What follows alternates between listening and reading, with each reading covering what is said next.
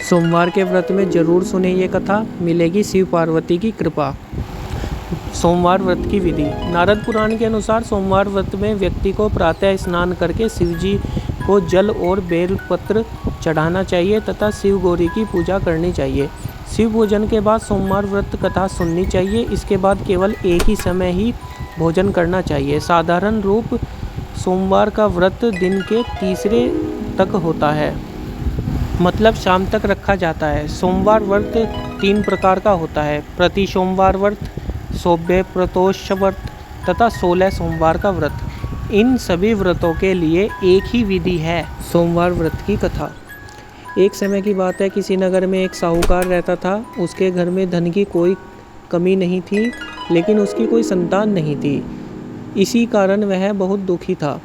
पुत्र प्राप्ति के लिए वह प्रत्येक सोमवार व्रत रखता था और पूरी श्रद्धा के साथ शिव मंदिर जाकर भगवान शिव और पार्वती की पूजा करता था।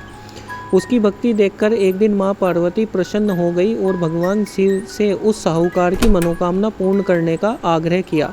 पार्वती की इच्छा सुनकर भगवान शिव ने कहा कि पार्वती, संसार में हर प्राणी को उसके कर्मों का फल मिलता है और जिसके भाग्य में जो हो उसे भोगना ही पड़ता है।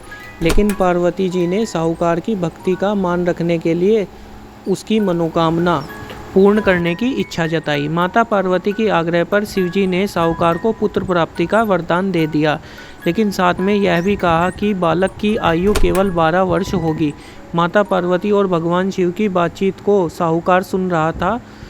उसे ना तो इस बात पे खुशी थी और न ही दुख। वह पहले की भांति शिव जी की पूजा करता रहा। कुछ समय के बाद साहूकार के घर एक पुत्र का जन्म हुआ। जब वह बालक 11 वर्ष का हुआ तो उसे पढ़ने के लिए काशी भेज दिया गया। साहूकार ने पुत्र के मामा को बुलाकर उसे बहुत सारा धन दिया और कहा कि तुम इस बालक को काशी विद्या प्राप्ति के लिए ले जाओ और मार्ग में यज्ञ कराना।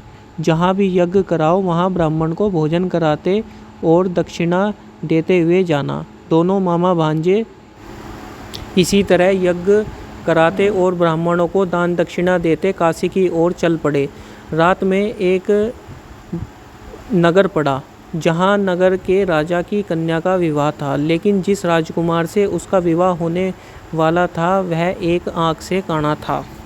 राजकुमार के पिता ने पुत्र के काना होने की बात को छुपाने के लिए एक चाल सोची। साहूकार के पुत्र को देखकर उसके मन में एक विचार आया। उसने सोचा, क्यों ना इस लड़के को दूल्हा बनाकर राजकुमारी से विवाह करा दूंगा। विवाह के बाद इसको धन देकर विदा कर दूंगा और राजकुमारी को अपने नगर ले जाऊंगा। लड़के को दूल्हे के वस्त्र पहनाकर राजकुमारी से विवाह कर दिया गया। लेकिन साहूकार का पुत्र ईमानदार था। उसने यह बात न्याय संगत नहीं लगी। उसने अवसर पाकर राजकुमारी की चुन्नी के पल्ले पर लिख दिया कि तुम्हारा विवाह तो मेरे साथ हुआ है, लेकिन जिस राजकुमार के संग तुम्हें भेजा जाएगा वह एक आँख से काना है। मैं तो काशी पढ़ने जा रहा हूँ। जब राजकुमारी ने चुन्नी पर लिखी बातें पढ़ी तो उसने अपने माता पिता को यह बात बताई। राजा ने अपनी पुत्री को विदा नहीं किया, जिससे बारात वापस चली गई। दूसरी ओर साहूकार का लड़का और उसका मामा काशी पहुँचे और वहाँ जाकर उन्होंने यज्ञ किया। जिस दिन लड़के की आयु 12 साल की हुई उसी दिन यज्ञ रखा गया। लड़के ने अपने मामा से कहा कि मेरी तबीयत कुछ ठीक नहीं है। मामा ने कहा कि तुम अंदर जाकर सो जाओ। शिवजी के वरदान अनुसार कुछ ही देर में उस बालक के प्राण निकल गए। मृत भांजे को देखकर उसके मामा ने विलाप शुरू किया। संयोगवश उसी समय शिवजी और माता पार्वती उधर से जा रहे थे। पार्वती ने भगवान से कहा, स्वामी, मुझे इनके रोने के स्वर सहन नहीं हो रहा। आप इस व्यक्ति के कष्ट को अवश्य दूर करें। जब शिवजी मृतक बालक के समीप गए तो वह बोले कि यह उसी साहूकार का पुत्र है जिसे मैंने 12 वर्ष की आयु का वरदान दिया। अब इसकी आयु पूरी हो चुकी है। लेकिन मृत भाव से विभोर माता पार्वती ने कहा कि हे महादेव, आप इस बालक को और आयु देने की कृपा करें, अन्यथा इसके वियोग से इसके माता पिता भी तड़प तड़प कर मर जाएंगे। माता पार्वती के आग्रह पर भगवान शिव ने उस लड़के को जीवित होने का वरदान दिया। शिवजी की कृपा से वह लड़का जीवित हो गया।